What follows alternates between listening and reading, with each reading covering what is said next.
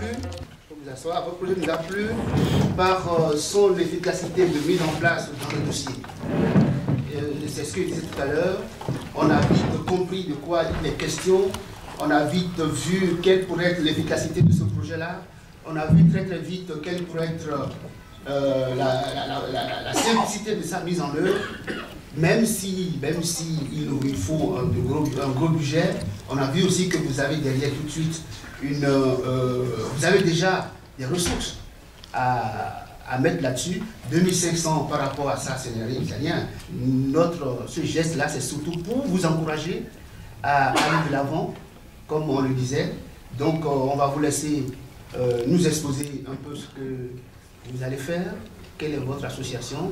Vous avez 10 minutes pour votre présentation et 10 minutes pour les questions dans la salle. Ça peut? Non, pas peu. C'est beaucoup. Là, voilà. Je vous laisse là.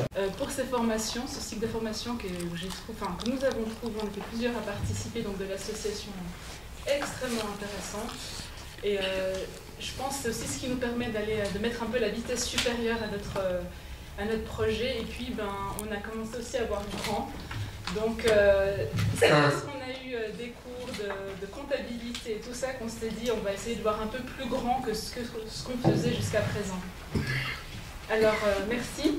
Et puis ensuite, c'est vrai que le prix, c'est un peu la cerise sur le gâteau, puis on va essayer un peu de se faire connaître grâce à ce prix. Et je vous tiendrai au courant si ça marche ou pas, on est les premiers.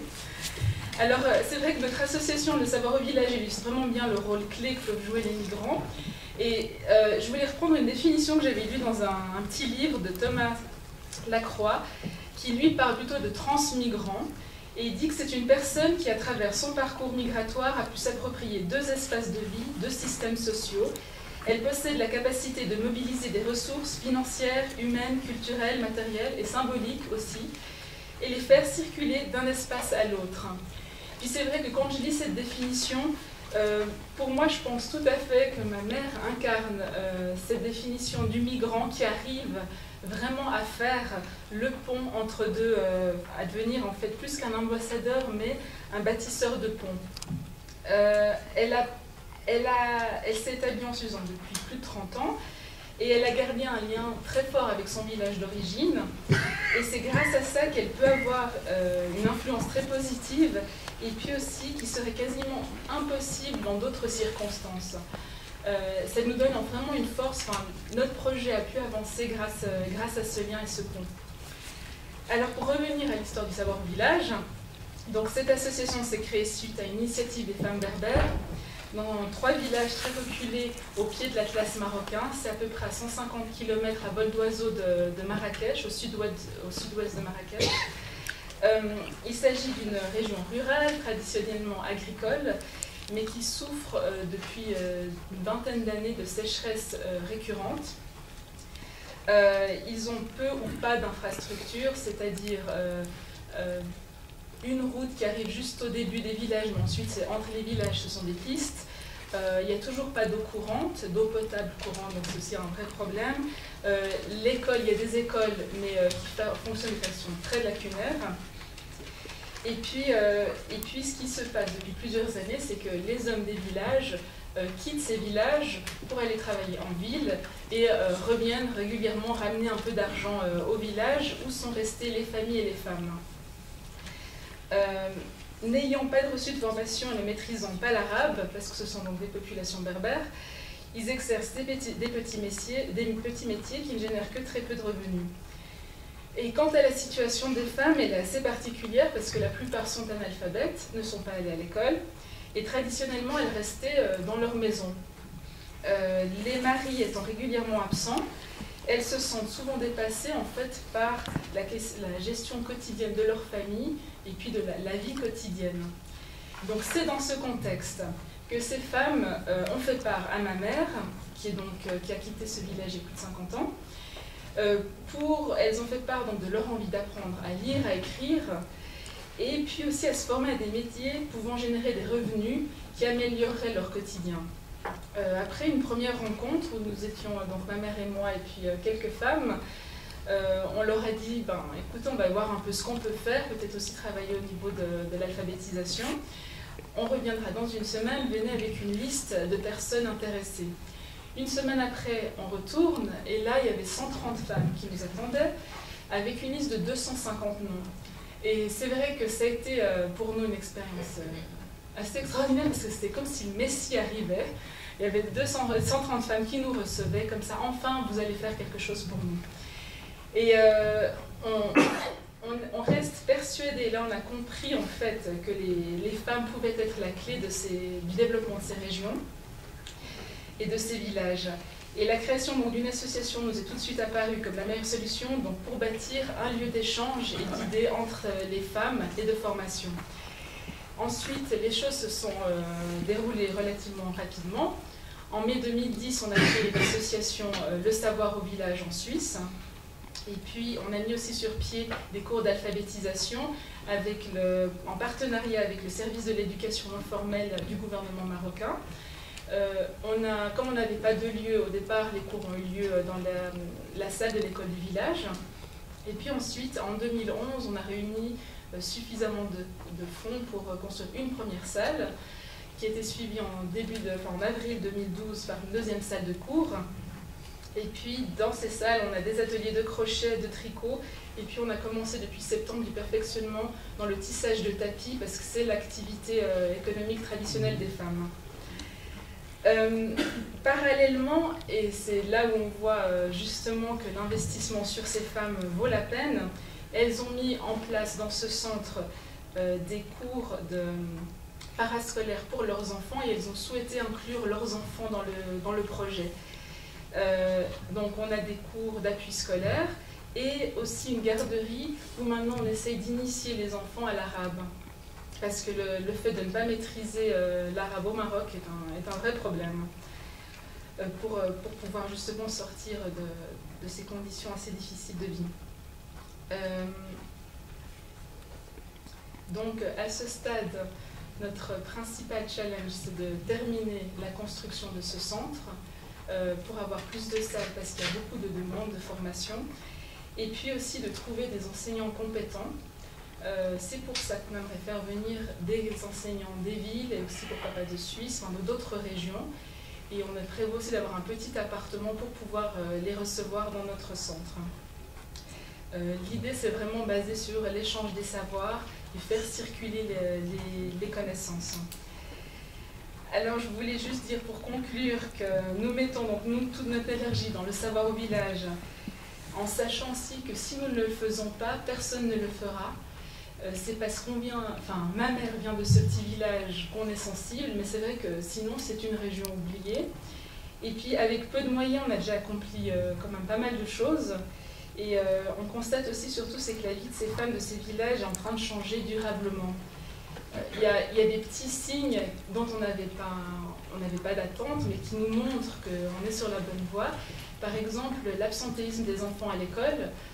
Jusqu'alors, souvent des tâches, les enfants restent à la maison et maintenant c'est fini ça, c'est une époque révolue. Ils sont tout de suite envoyés à l'école, mais maintenant du coup on découvre aussi c'est qu'il y a l'absentéisme des professeurs, des instituteurs dans ces villages. Donc c'est encore un autre problème. Mais grâce à ça, c'est vrai qu'on voit qu'il y a une vraie motivation. Les femmes, quand elles voient la difficulté que c'est d'apprendre à lire et écrire à partir d'un certain âge, elles comprennent aussi mieux leurs enfants. Et puis aussi, jusqu'alors, les femmes n'avaient pas le droit dans cette région d'aller au marché. Donc il y a tous les vendredis un souk, un marché, et qui est seulement pour les hommes. Simplement, il y a de moins en moins d'hommes qui sont là et ça pose vraiment problème pour s'acheter les denrées de base. Et depuis 1 an, elles ont droit d'aller, ils ont mis un souk pour les femmes le mercredi. Donc depuis 1 an, elles ont droit d'aller faire leurs propres achats. Et ça, c'est une conséquence indirecte. Je suis persuadée que c'est une conséquence indirecte en fait, de notre centre. Donc pour conclure, vraiment c'est facile, avoir des racines donc, sur 2 continents, ça nous a permis vraiment, je pense, d'être efficace parce qu'on a cette sensibilité culturelle peut-être, mais aussi on a des façons de travailler peut-être un peu plus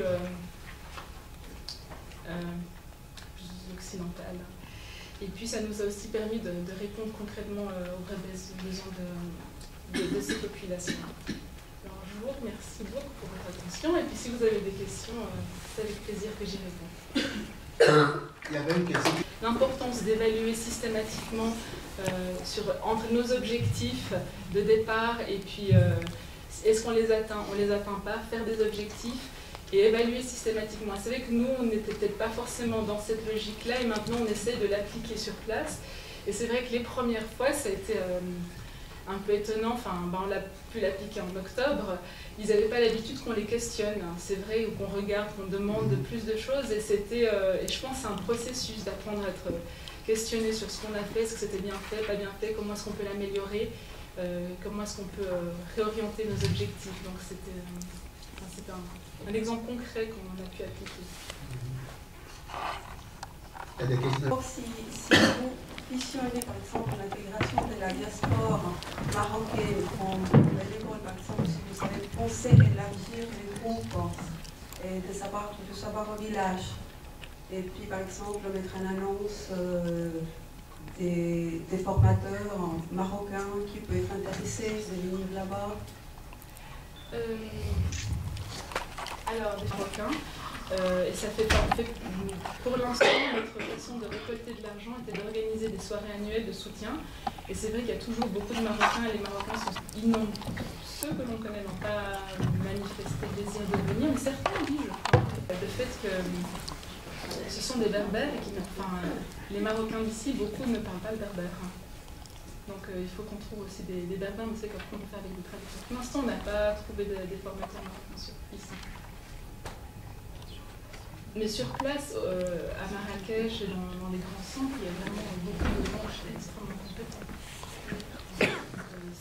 C'est là où je pense qu'on va focaliser nos recherches. Au Maroc. Partie de votre évaluation, Alors comme dit la chance que l'on a, c'est que ma mère est originaire du village, qu'elle fait partie d'une famille respectée dans le village, et donc ça nous donne un peu plus de crédit, et c'est quelqu'un d'étranger n'aurait pas pu faire ce que l'on a fait. Là c'est absolument sûr, jamais ils auraient laissé venir leurs femmes dans notre centre. Ensuite, il y a le fait qu'on essaye vraiment d'être très discret, de valoriser.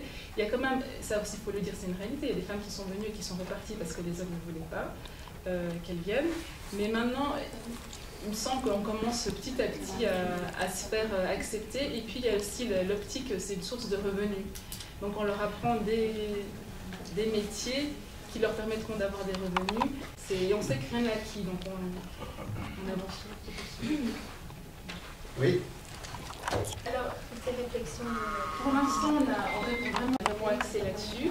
Ensuite, il y a eu les tapis, parce que les femmes plus anciennes n'arrivaient pas à apprendre ces nouvelles techniques, donc elles voulaient retourner aux techniques des tapis qu'elles connaissent mieux. Il y a aussi, on est en train d'apprendre, donc par exemple, elles ont commencé à faire des napperons, c'est des tout nouveaux. Et du coup, elles ont commencé à les vendre, et puis ça se vendait assez bien dans tous les marchés locaux, dans les régions. Mais du coup, tout le monde s'est mis à faire ces napperons, et elles ont inondé le marché, et le cours du napperon a chuté, et elles ne faisaient plus de bénéfices. Donc c'est vrai que c'est de l'apprentissage, de l'économie de marché, voilà. Donc on est en train de voir justement varier les choses que l'on produit, essayer aussi de limiter les quantités, de se mettre. Donc c'est vraiment des choses qu'on est en train d'apprendre.